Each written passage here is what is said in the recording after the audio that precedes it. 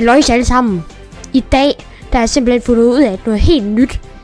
Jeg har faktisk fundet ud af, at Coca-Cola, de sælger jer 2% koffein og 2% narko. Hvilket er en virkelig god investering, så I kan tjene en hel masse penge i dag.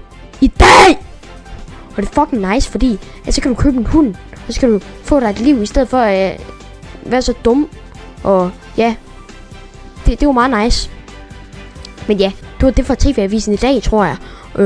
Ja, og jeg håber bare, at I synes, det var en verdens bedste ting nogensinde. Og hvis I synes, det var noget værd lort, så spurgt. Okay, hvor der er ingen, der har spurgt jer.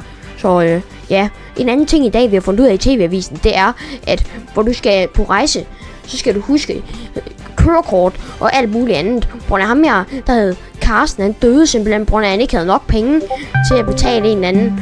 Og nu er der en, der ringer over Discord, så farvel.